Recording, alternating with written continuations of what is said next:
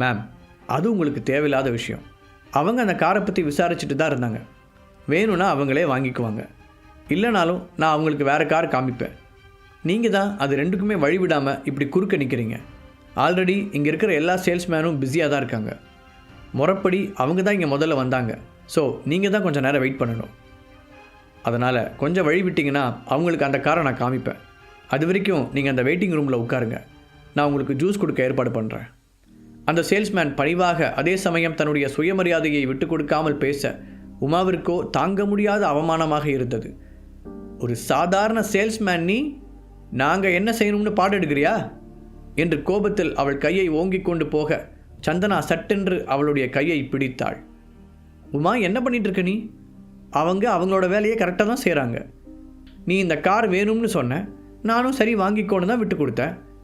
விலையை கேட்டதுக்கப்புறம் அது உங்களுக்கு செட் ஆகலைன்னா வேணான்னு சொல்லிட்டு போகிறது உங்களோட ரைட்ஸ். ஆனால் நீங்கள் எதுவுமே சொல்லாமல் அப்படியே நிற்கவும் தான் அவங்க வேறு ஆப்ஷன் பார்க்குறீங்களான்னு கேட்டாங்க. இதில் என்ன தப்பு? சந்தனா நியாயமாக பேச அது இன்னும் அதிகமாக உமாவின் கோபத்தை தூண்டிவிட்டது. எப்படியாவது சந்தனாவை அவமானப்படுத்தி விட வேண்டும் என்ற வெறி அவள் கண்களில் மின்னியது. என்ன, நீ எனக்கு விட்டு கொடுத்தியா? என்ன, உனக்கு பின்னாடி உன்னோட ஏஜே ஃபேமிலி இருக்கிற திமிரில் பேசுகிறியா? ஆனால் அவங்களால கூட ஒரு காருக்கு இவ்வளோ செலவு பண்ண முடியும்னு எனக்கு தோணலையே என்று நக்கலாக கூறினாள். கொஞ்ச நாளைக்கு முன்புதான் அவளுடைய ஹஸ்பண்டுக்கு தியானா மீடியாவில் வேலை கிடைத்து சென்னைக்கு வந்திருந்தார்கள். அதனால் ஏஜே ஃபேமிலிக்கு நடந்த எதுவும் அவளுக்கு தெரியாது. சந்தனா காலையிலிருந்து கஷ்டப்பட்டு மறந்திருந்த ஒரு விஷயத்தை உமா ஞாபகப்படுத்திவிட சந்தனாவின் கண்களில் இருந்து கண்ணீர் வழிய ஆரம்பித்தது. அவளது கலங்கிய முகத்தை பார்த்து தவறாக புரிந்து கொண்ட உமா, என்னாச்சு சந்தனா, உன்னோட ஏஜே ஃபேமிலி திவால் ஆயிடுச்சா? அப்படின்னா உங்ககிட்ட பணமே இல்லையா? அப்புறம் எந்த தைரியத்தில் நீ கார் வாங்க வந்த என்று அவளாக ஒன்றை கற்பனை செய்து கொண்டு சந்தனாவை மோசமாக பேசினாள். அதுவரை பல்லை கடித்து கொண்டு பொறுமையாக இருந்த ஹரிஷ், இங்கே பாரு, இதோட நீ வாய் முடிக்கிறது நல்லது. என் பொறுமைக்கு ஒரு லிமிட் இருக்குது. என்னதான் இருந்தாலும் நீ ஒரு பொண்ணாச்சேன்னு பார்க்குறேன். அதுவும் சந்தனாவோட ஃப்ரெண்டுங்கிறதுனால தான் அமைதியாக இருக்கேன் என்று விரல் நீட்டி எச்சரித்தான். அதை கேட்டு ஆத்திரமடைந்த உமா, டார்லிங், உங்கள் ஒய்ஃபை உங்கள் முன்னாடியே ஒரு அவமானப்படுத்துகிறான், பார்த்துட்டு சும்மா நிற்கிறீங்க என்று தன் கணவனை தூண்டிவிட அவனுடைய முகம் மாறியது. அவன் எதை பற்றியும் யோசிக்காமல், ஏன் பொண்டாட்டியவே மிரட்டுறியா? உன்னை என்ன செய்கிறேன் பாரு என்று கேட்டபடி ஹரிஷை அடிக்க வர பலார் என்று ஒரு சத்தம் கேட்டது. எல்லோரும் திரும்பி பார்க்க உமாவின் கணவன் அப்படியே கரகரவன சுற்றி கொண்டு போய் கீழே விழுந்தான். நான் தியானா மீடியாவில் ஒர்க் பண்ணுறேன்னு தெரிஞ்சும் என்னை அடிக்கிறதுக்கு உனக்கு எவ்வளோ தில்லு இருக்கணும்? கத்திக்கொண்டே எழ முயற்சித்தவன் நிற்க முடியாமல் தடுமாறி மீண்டும் கீழே விழுந்தான். ஹரிஷின் ஒரு அறைக்கே அவன் கண்களில் பூச்சி பறந்தது. நீ எங்கே வேலை பார்த்தா எனக்கு என்ன? உன் ஒய்ஃப் அளவுக்கு மீறி பேசினா நான் கேட்டுட்டு சும்மா இருப்பேனா? அது சரி, அப்போ இருந்து என்னமோ பெரிய இவன் மாதிரி சீன் போட்டுக்கிட்டு இருக்க. தியானா மீடியா உண்மையிலேயே அவ்வளோ பெருசா? கேட்ட ஹரிஷின் குரலில் ஒரு வித்தியாசம் தெரிந்தது. ஆனால் அவன் அப்படி கேட்டதும் சுற்றியிருந்தவர்கள் ஒரு திகைப்புடன் அவனை பார்த்தனர். அவர்களுடைய கண்களுக்கு ஹரிஷ் ஒரு ஏலியன் போலத்தான் தெரிந்தான். என்னவன் ஆள் பார்க்க நீட்டாக இருக்கான், ஆனால் தியானா மீடியா பற்றி தெரியாத மாதிரி கேட்குறான். இவனை வானத்திலிருந்து குதிச்சு வந்துட்டானா? தமிழ்நாட்டில் இருந்துக்கிட்டு தியானா மீடியாவை பற்றி எப்படி தெரியாமல் இருக்கும் என்று அவர்கள் ஆச்சரியத்துடன் கேட்டுக்கொண்டனர். ஆனால் அப்பொழுதும் ஹரிஷ் அதையெல்லாம் கண்டுகொள்ளாமல் அலட்சியமாக நிற்க, இருந்தாலும் உனக்கு இவ்வளோ தைரியம் ஆகாதுப்பா என்று பக்கத்தில் இருந்த ஒருவர் அட்வைஸ் செய்தார். இப்போது அந்த சேல்ஸ்மேனை பார்த்த உமாவின் கணவன், என்ன உன் கடையில் ஒரு பிரச்சனை நடக்குது, சும்மா நின்றுக்கிட்டு இருக்க? சீக்கிரமாக ஆளுங்களை கூப்பிட்டு இவனை அடித்து வெளியில் துரத்து.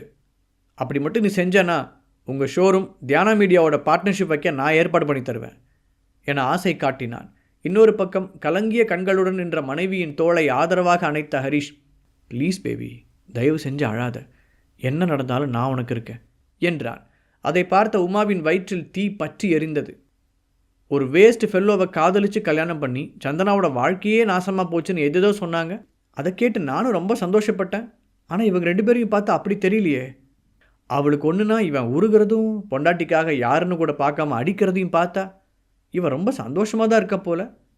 நமக்கு தான் வாச்சிருக்க, ஒரு அடிக்கே செவுத்தில் மோதி மயக்கம் போடுற நிலைமைக்கு போயிட்டான் என்று நினைக்கும் போதே அவளுக்கு எரிச்சலாக வந்தது. ஆனாலும் தன்னுடைய நிலையை வெளியில் காண்பித்து கொள்ள மனமில்லாமல், இங்கே பாரு சந்தனா, உன் ஹஸ்பண்டை என் வீட்டுக்காரர்கிட்ட மன்னிப்பு கேட்க சொல்லு, இல்லைனா என்ன நடக்குன்னே தெரியாது. அவர் நிச்சயம் உங்களை சும்மா விட மாட்டார் என்று விரல் நீட்டி எச்சரித்தாள். சந்தனா பதில் பேசாமல் அமைதியாக நிற்க, அப்படியா என்று கேட்டபடி ஒற்றை புருவத்தை உயர்த்தினான் ஹரிஷ். அதோடு நிற்காமல் ஹரிஷை நெருங்க பயந்து அவனிடமிருந்து சற்று தள்ளி நின்று மிரட்டி கொண்டிருந்த அவளுடைய கணவனை பார்த்தவன், அப்படி நீ என்ன பண்ணிடுவேன்ன, கொஞ்சம் சொல்ல என்று கிண்டலாக கேட்டான். சேல்ஸ்மேனுக்கு ஆசை காட்டியும் அவன் எதுவும் செய்யாமல் அப்படியே நிற்பதை பார்த்து டென்ஷனான உமாவின் கணவன், என்ன நான் சொல்கிறது உன் காதலை விழலையா? வேணா நான் கொடுத்த ஆஃபரை பற்றி உன்னோட ஓனர் ஆண்டனி கிட்ட சொல்லிப்பார், அவரே இவன் அடிக்கிறதுக்கு ஆளுங்களை அனுப்பி வைப்பார் என்று திமிராக பேசினான். என்னை பார்த்தா உங்களுக்கு முட்டாள் மாதிரி தெரியுதா? நீங்கள் அந்த கம்பெனியில் வேலை செய்கிறவர் தான், ஓனர் ஒன்றும் கிடையாது. ஸோ இந்த மாதிரி பொய்யை ஆசை காட்டுறதை நிறுத்துங்க. எங்கள் முதலாளிக்கு இந்த மாதிரி பண்ணுறவங்கள சுத்தமாக பிடிக்காது, அப்புறம் உங்களுக்கு தான் பிரச்சனை. அந்த சேல்ஸ்மேன் சொல்ல உமாவின் முகம் கருத்தது. அவன் சொல்லி கொண்டு இருக்கும்போதே வெளியில் ஏதோ பரபரப்பு கேட்க எல்லோரும் திரும்பி பார்த்தனர். அங்கே வாசலுக்கு அருகில் ஆண்டனி வந்து கொண்டு இருக்க அதை பார்த்ததும் வேகமாக அவனிடம் ஓடிய உமாவின் கணவன், சார், நாங்கள் இங்கே கார் வாங்க வந்தோம். வந்த இடத்துல உங்கள் சேல்ஸ்மேனும் இன்னொருத்தனும் சேர்ந்து எங்களை அவமானப்படுத்துகிறாங்க. அதை பற்றி கேட்டதுக்கு அவன் என்னை அடித்து காயப்படுத்திட்டான். உங்கள் கடை சேல்ஸ்மேனும் அதை வேடிக்கை பார்த்துக்கிட்டு இருக்கான் என்று கூறினான். அதை கேட்டதும் ஆண்டனியின் கண்கள் கோபத்தில் சிவந்தது. என்ன, என்னோட கடையிலேயே ஒருத்தன் வந்து ரவுடித்தனம் பண்ணுறானா? யார் அவன்? கேட்டுக்கொண்டு இருக்கும்போதே, ஆமாம் சார், ஆனால் சொல்லிக்கிற அளவுக்குலாம் அவன் பெரிய ஆள் இல்லை. ஆனால் நான் தியானா மீடியாவில் வேலை பார்க்குறேன் என்று அவசரமாக கூறினான் அவன். அதை கேட்டதும் ஒரு நிமிடம் அப்படியே நின்ற ஆண்டனி, என்ன, தியானா மீடியாலையா என ஆச்சரியத்துடன் அவனை பார்த்து கேட்டான். ஆமாம் சார், பெருமையாக சொன்ன அவன், உங்களுக்கு இன்ட்ரெஸ்ட் இருந்தா நான் என் கம்பெனி கூட உங்களுக்கு ஒரு பார்ட்னர்ஷிப் கூட ரெடி பண்ணித்தரேன். ஆண்டனியை பார்த்து உள்ளுக்குள் திகில் அடைந்திருந்தாலும் அவன் வெளியில் தைரியமாகவே பேசினான்.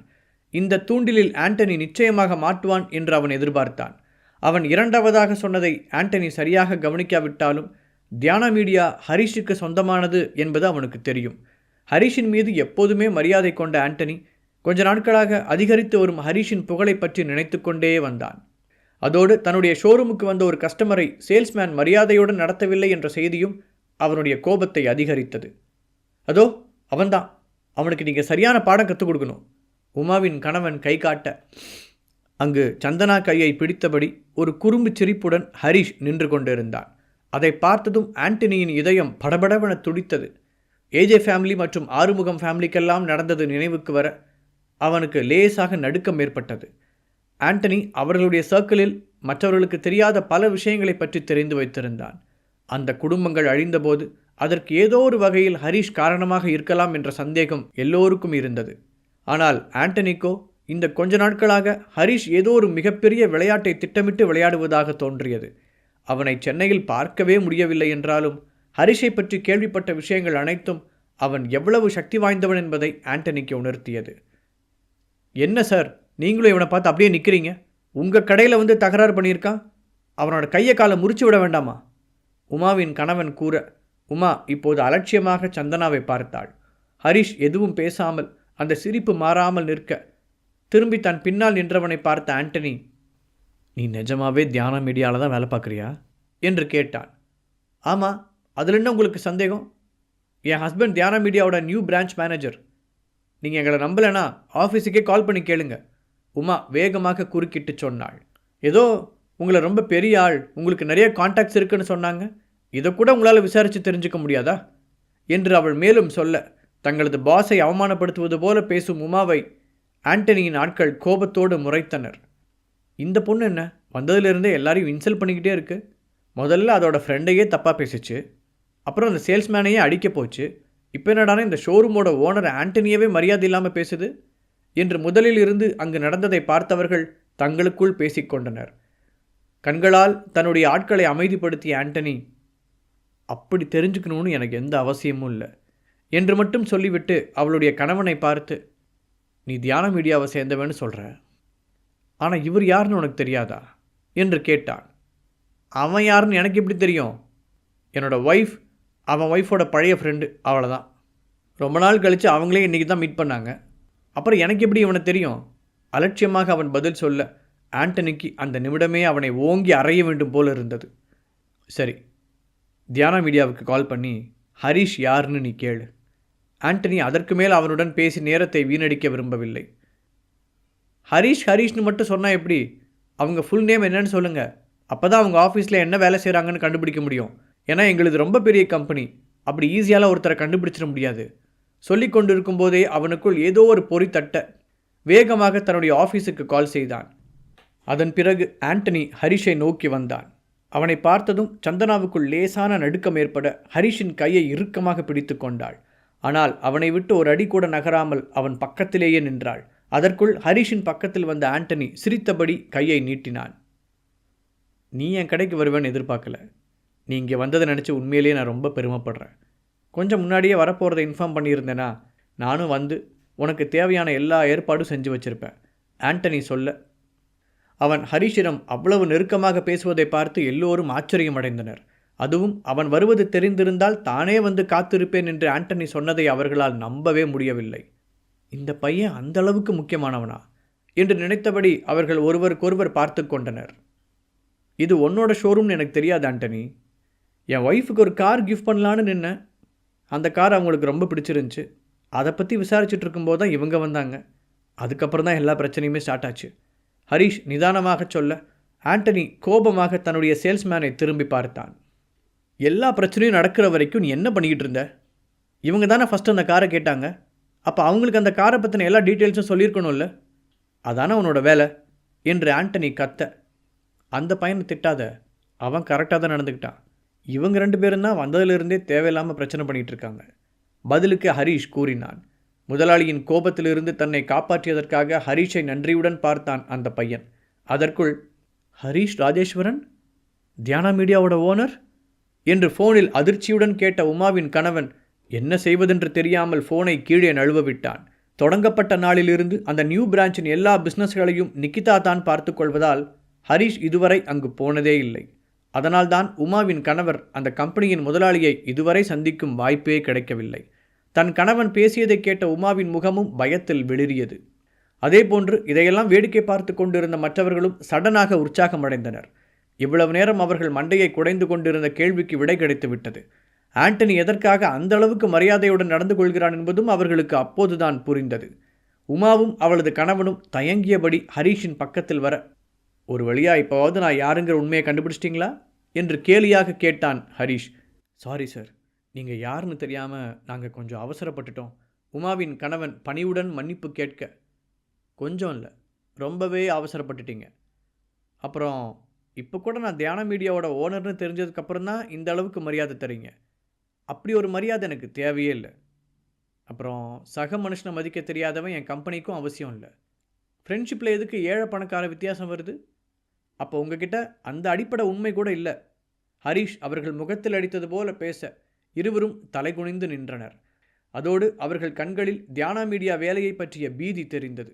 அதே நேரத்தில் அவனுடைய ஃபோனில் ஒரு மெசேஜ் வந்து விழ அதில் அவன் அதிகாரப்பூர்வமாக வேலையை விட்டு நீக்கப்படுவதாகவும் மேலும் விவரங்களை தெரிந்து கொள்ள உடனடியாக ஹெட் ஆஃபீஸுக்கு வந்து சிஇஓவின் PA நிக்கிதாவை சந்திக்க வேண்டும் என்றும் எழுதப்பட்டிருந்தது.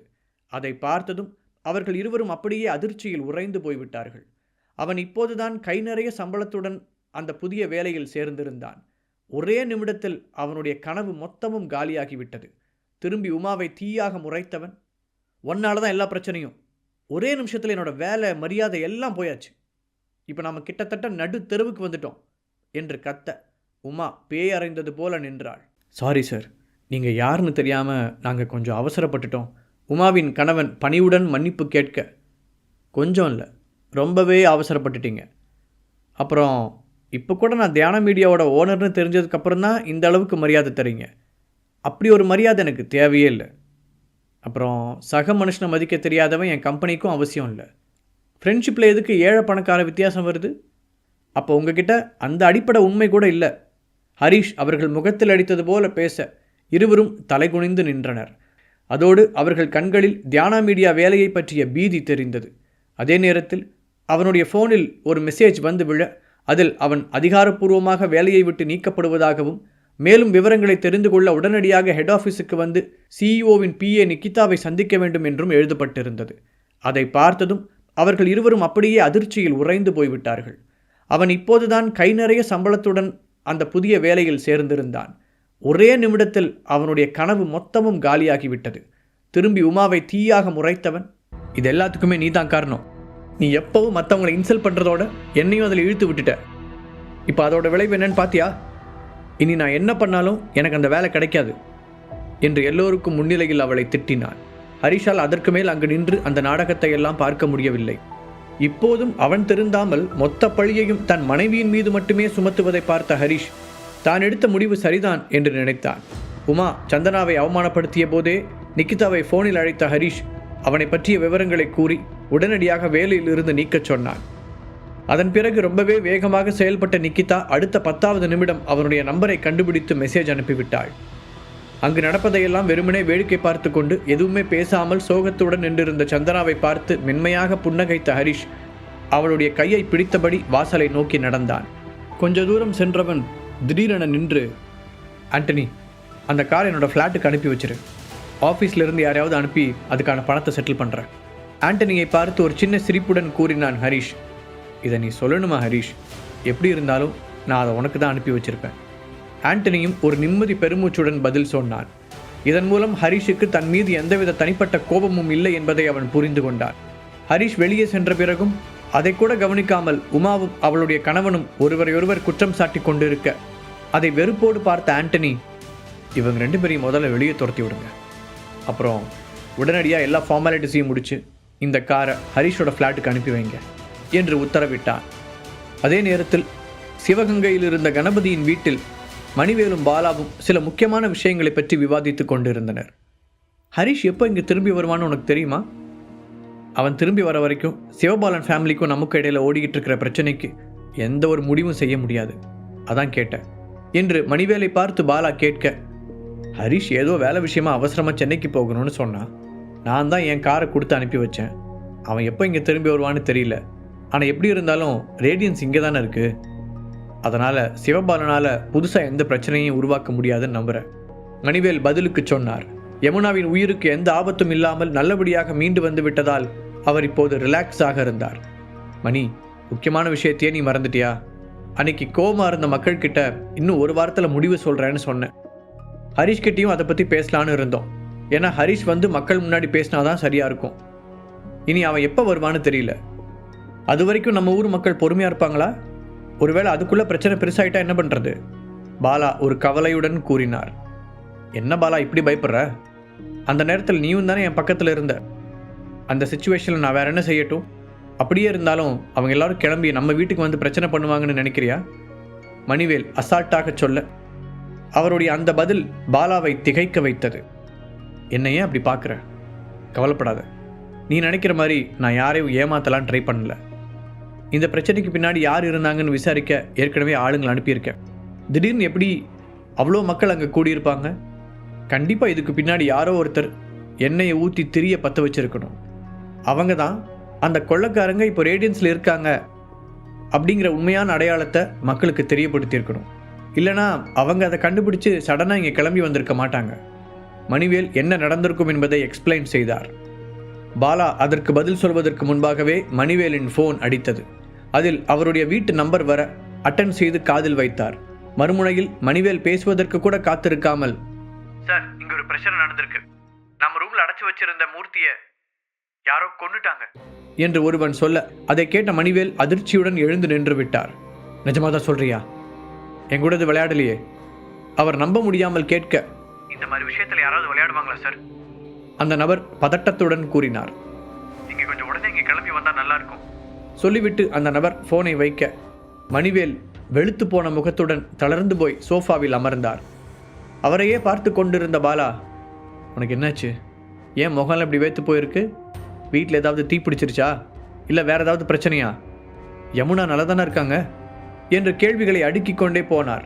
மெதுவாக தலையை திருப்பி பாலாவை பார்த்த மணிவேல், மூர்த்தியை யாரோ கொன்னுட்டாங்க என்று மட்டும் சொன்னார். அதை கேட்டு அந்த இடமே அமைதியாக, சரி, நீ உடனே போய் என்ன நடந்துச்சுன்னு பாரு, நான் பின்னாடியே வரேன் என்றார் பாலா. அவரது முகத்திலும் இப்போது பதட்டம் தெரிந்தது. கார் ஷோரூமிலிருந்து கிளம்பி ஹரிஷும் சந்தனாவும் ஃப்ளாட்டிற்கு திரும்பி வந்தபோது அங்கே திலகா அவர் தோழிகளுடன் உட்கார்ந்து அரட்டை அடித்துக் கொண்டிருந்தார். அவர் தனியாக இருந்தால் ஆபத்து என்று ஹரிஷ் தான் கொஞ்ச நாள் தங்களுடனேயே ஃப்ளாட்டில் தங்கிக் கொள்ள சொல்லியிருந்தான். என்ன இருந்தாலும் 3 வருடங்கள் அவர்கள் அவனுக்கு தங்க இடம் கொடுத்திருந்தார்கள். அந்த நன்றி உணர்ச்சி ஹரிஷுக்கு எப்போதுமே இருந்தது. முதலில் அதற்கு விருப்பமில்லாதது போல சீன் போட்ட திலகா மீண்டும் தனியாக இருக்க பயந்து தன் வீட்டுக்கு போய் தேவையான பொருட்களை எடுத்துக்கொண்டு அங்கே வந்துவிட்டார். அது மட்டும் இல்லாமல் தான் திரும்பி வந்த விஷயத்தை தோழிகளுக்கு அறிவிக்க அவர்களும் ஏஜே ஃபேமிலியில் நடந்த இழப்புகளை பற்றி விசாரிக்கிறோம் என்ற பெயரில் உடனே கிளம்பி வந்து விட்டார்கள். அப்படி வந்தவர்கள் துக்கம் விசாரிக்க கூட மறந்து ஆடம்பரமான அந்த ஃப்ளாட்டை ஆச்சரியத்துடன் பார்த்து கொண்டிருந்தனர். வாவ் திலகா, உண்மையிலேயே நீ ரொம்ப பெரிய அதிர்ஷ்டசாலி தான். இந்த வீடே பல கோடி ரூபா மதிப்பு இருக்கும் போல. ஆனால் நிஜமாவே உன்னோட மருமகன் தான் தியான மீடியாவோட சிஓங்கிறது நாங்கள் யாருமே எதிர்பார்க்காதது என்று ஒரு பெண் சத்தமாக கூற, நான் கூட முதல்ல அவரை பற்றி என்னமோ நினச்சேன், இப்போ தானே தெரியுது அவர் எவ்வளோ பெரிய ஆளுன்னு சொன்ன இன்னொரு பெண்மணியின் குரலில் பொறாமை வெளிப்படையாக தெரிந்தது. திலகா, இவ்வளோ நாள் நீ புலம்பிக்கிட்டே இருந்ததுக்கு இப்போ கூரையை பிச்சுக்கிட்டு அதிர்ஷ்டம் கொட்டியிருக்கு. இது நீ அனுபவிக்கிற நேரம். இனி எங்களை பற்றி நினைக்க கூட உனக்கு நேரம் இருக்காது. மற்றொரு பெண் பெரு மூச்சுடன் சொல்ல, சேச்சே அப்படிலாம் எதுவும் இல்லை. நான் எவ்வளோ பெரிய இடத்துக்கு போனாலும் உங்களெல்லாம் மறக்க மாட்டேன். நம்ம ஃப்ரெண்ட்ஷிப் என்ன அவ்வளோ சாதாரணமானதா? திலகா பெருமை பொங்க கூறினார்.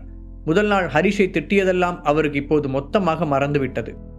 சரியாக அப்போது கதவின் அருகில் வந்து நின்ற ஹரிஷ், என்ன உங்கள் அம்மா ஃப்ரெண்ட்ஷிப் பற்றிலாம் இவ்வளோ பில்டப்பாக பேசிகிட்டு இருக்காங்க, அதுக்கு ஸ்பெல்லிங் என்னன்னாவது அவங்களுக்கு தெரியுமா என்று கிண்டலாக சந்தனாவிடம் கேட்க அவனை கோபமாக முறைக்க முயற்சித்தவள் அது முடியாமல் தன்னையும் மீறி சிரித்து விட்டாள்.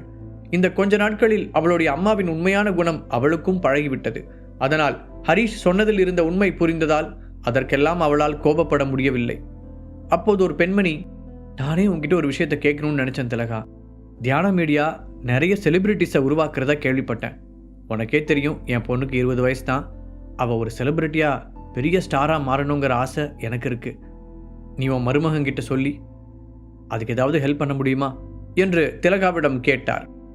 அதெல்லாம் ஒன்றும் பிரச்சனை இல்லை, நான் சொன்னால் ஹரிஷ் தட்டவே மாட்டான் என்று திலகா ஏதோ சொல்ல போக ஹரிஷின் சம்மதமில்லாமல் திலகா மீண்டும் யாருக்கோ வாக்குறுதி கொடுக்க போவதைக் கண்டு சந்தனா வேகமாக தன் அம்மாவிடம் சென்றாள்.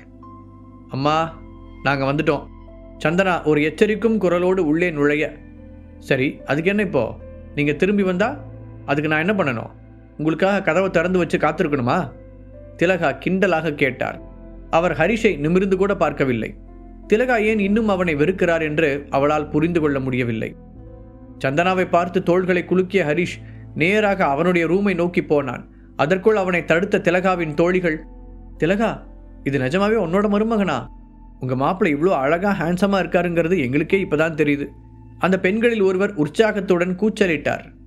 எதை என்பதை போல பார்த்த ஹரிஷ், என்னமோ இதுக்கு முன்னாடி இவங்களே என்னை பார்த்ததே இல்லாத மாதிரியும், அப்போல்லாம் நான் ரொம்ப கொடூரமாக இருந்த மாதிரியும் இந்த குதி குதிக்கிறாங்க. அத்தையோட ஃப்ரெண்ட்ஸ் தானே, வேற எப்படி இருப்பாங்க?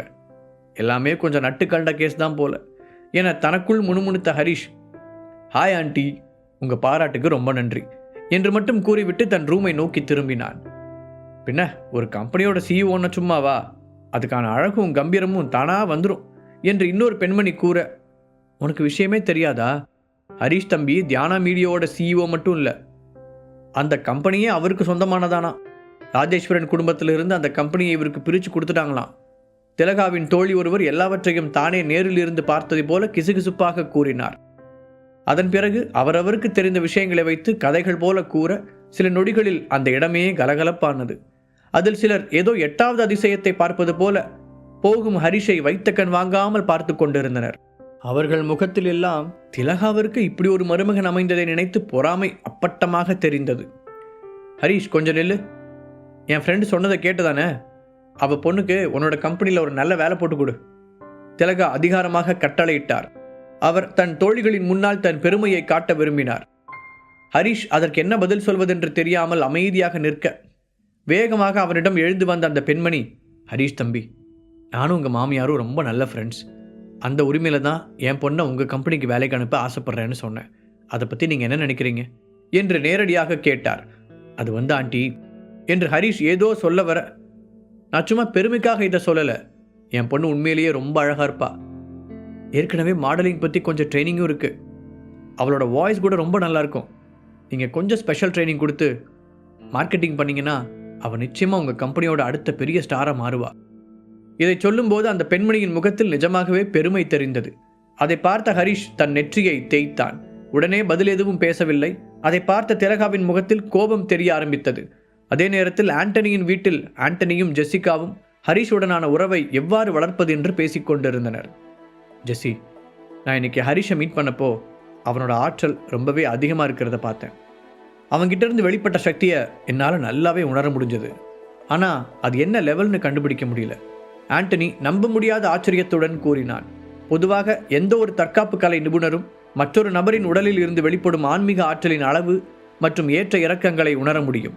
அப்படித்தான் தன் முன்னால் நிற்கும் மற்றவர்களின் ஆற்றல் அளவை ஹரிஷ் எளிதாக எடை போடுவான். ஆண்டனியை பொறுத்தவரை அவன் இப்போதுதான் 3வது நிலையை கடந்திருந்தான். ஆனாலும் ஹரிஷின் ஆற்றல் எந்த அளவிற்கு உள்ளது என்பதை அவனால் கொஞ்சம் கூட உணர முடியவில்லை. அது அவனுடைய எல்லையை மீறிய ஒன்றாக இருந்தது.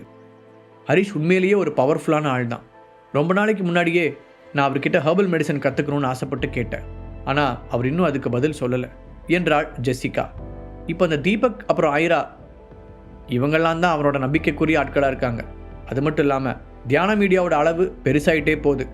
மீடியாவில் மட்டும் இல்லாமல் பல பிஸ்னஸ்களில் காலடி எடுத்து வச்சு அது ஒரு பெரிய சாம்ராஜ்யமாக உருவாகி கொண்டு இருக்கு. அதனால் கூடிய சீக்கிரம் ஹரிஷ் இந்த மொத்த சென்னையையும் அவனோட கண்ட்ரோலுக்கு கொண்டு வந்தாலும் ஆச்சரியப்படுறதுக்கு இல்லை. பிஸ்னஸை பொறுத்த வரைக்கும் இப்போவே கிட்டத்தட்ட அப்படி தான் இருக்குது.